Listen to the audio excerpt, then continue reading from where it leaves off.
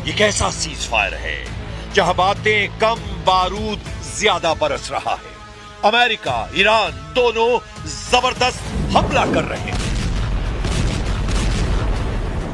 Iran ने कहा अभी 3 अड्डों को तोड़ा है, 13 सैन्य अड्डों पर हमला बाकी है। ट्रंप की धमकी लिख कर दो, नहीं बनेगा एटम बम, वरना मुश्तबा का नंबर। कुवैत में ईरान के ड्रोन धमाकों में मौत की खबर से अमेरिका सन्न हो गया है। ईरान ने अमेरिका को मदद देने वाले 3 देशों को मिसाइल से फोड़ डाला है।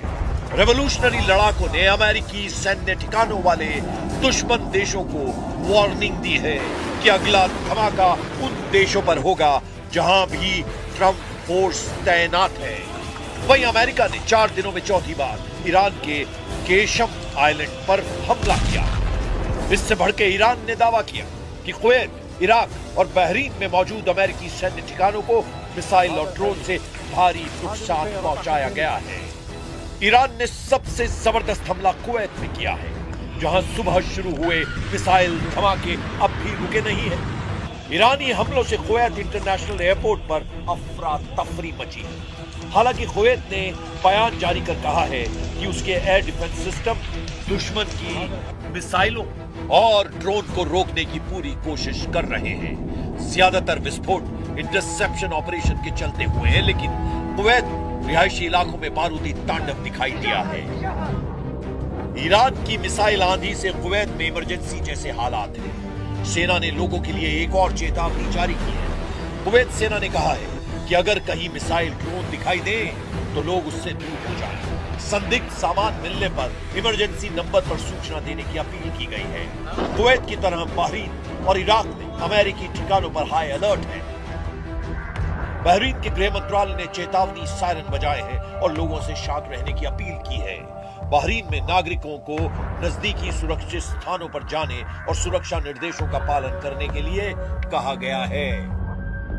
ईरान के सरकारी ब्रॉडकास्टर IRIB ने सोशल मीडिया प्लेटफॉर्म एक्स पर कई वीडियो शेयर कर घातक हमलों का दावा किया है। वीडियो में मिसाइलों को बहरीन और इराक के आसमान में विस्फोट का दावा किया जा रहा है, लेकिन अमेरिकी सेंट्रल कमांड ने ईरान के हमलों को खोखला दावा करार दिया है। सेंटकॉम ने कहा है कि ईरान ने बहरीन में यूएस नेवी के 5वें बेड़े के मुख्यालय और एक अमेरिकी एयरबेस पर मिसाइल और ड्रोन हमले का दावा किया है, लेकिन सभी हवाई खतरों को समय रहते रोक दिया गया और किसी भी अमेरिकी सैन्य ठिकाने पर हमला सफल नहीं हुआ है। अमेरिका ने धमकी दी है कि ईरान पर कोई रहम नहीं किया जाएगा। जब तक ईरान अपने एटमी प्रोग्राम को पूरी तरह बंद नहीं करता, तब तक कोई भी प्रतिबंध नहीं हटाया जाएगा।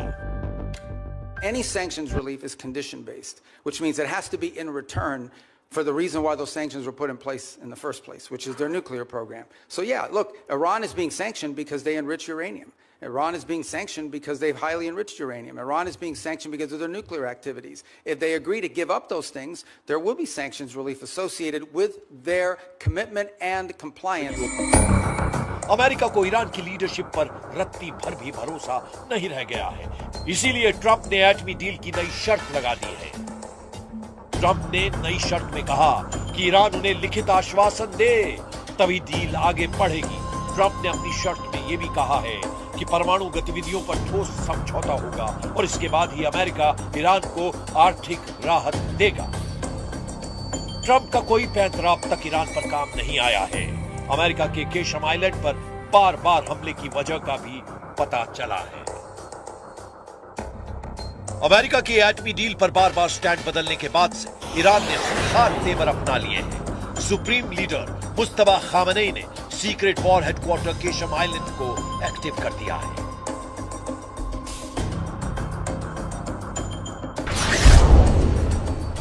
केशम आइलैंड फारस की खाड़ी में ईरान का सबसे बड़ा द्वीप है।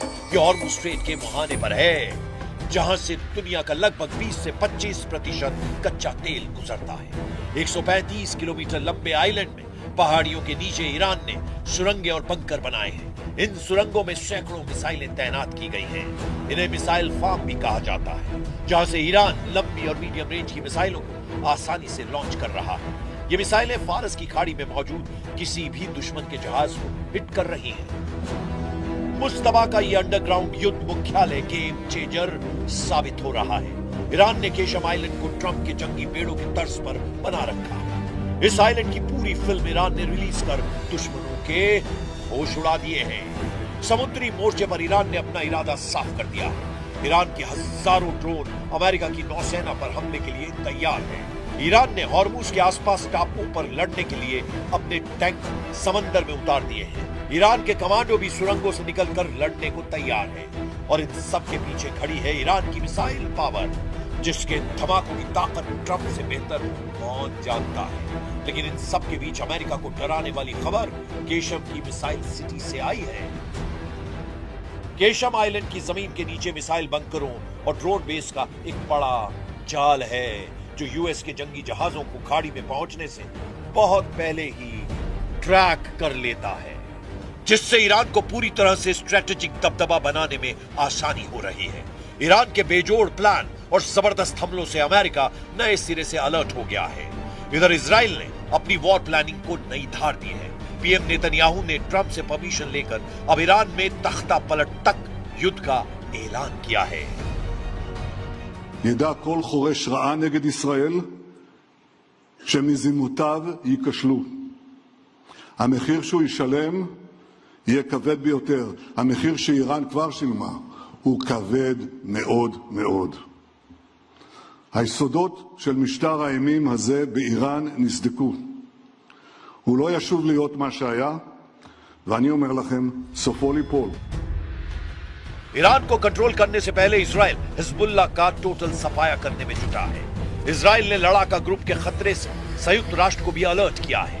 संयुक्त राष्ट्र में इजराइल के राजदूत डैनी डैनन ने हिजबुल्लाह के ड्रोन खतरे को लेकर बड़ा बयान दिया।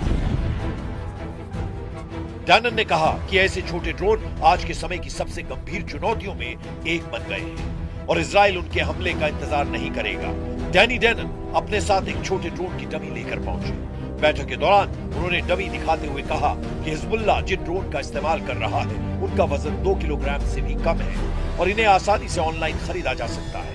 डैनन ने कहा ये ड्रोन किसी भी गाड़ी की खिड़की तक पहुंचाए जा सकते हैं और बेहद कम ऊंचाई पर उड़ते हैं, इसीलिए इनका पता लगाना मुश्किल होता है। डैनन ने आगे कहा कि जब तक आपको अपने सिर के ऊपर इसकी आवाज सुनाई देती है तब तक बहुत देर हो चुकी होती है।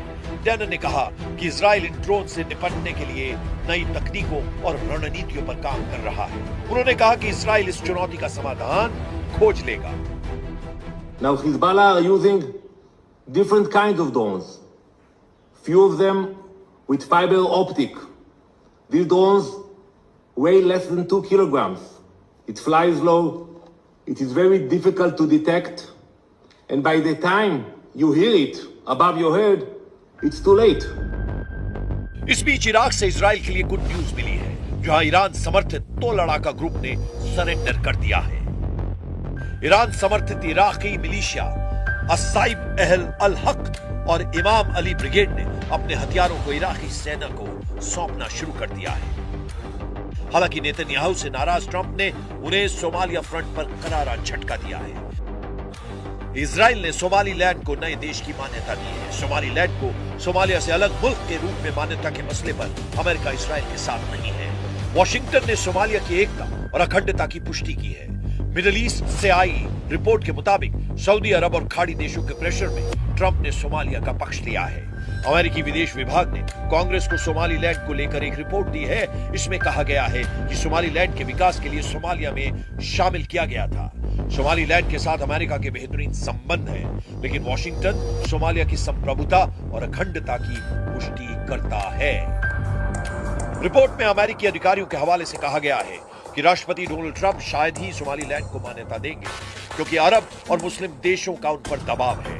सऊदी, कतर और पाकिस्तान जैसे देशों ने इसका खुलकर विरोध किया है। लेकिन इसका एक पहलू ये भी है कि ट्रंप सोमालीलैंड को मान्यता देने की बजाय पूरे सोमालिया को अपने कंट्रोल में लेने की कवायद शुरू कर सकते हैं। ट्रंप ने कई मौकों पर सोमालिया की सरकार और व्यवस्था की तीखी आलोचना की है। ट्रंप सोमालिया को बेईमानों का देश कहते हैं। ट्रंप की नजर में जो भी खटकता है उसका हश्र ईरान जैसा होता है। फिलहाल उन्होंने सारा फोकस ईरान से एटमी डील पर लगा रखा है।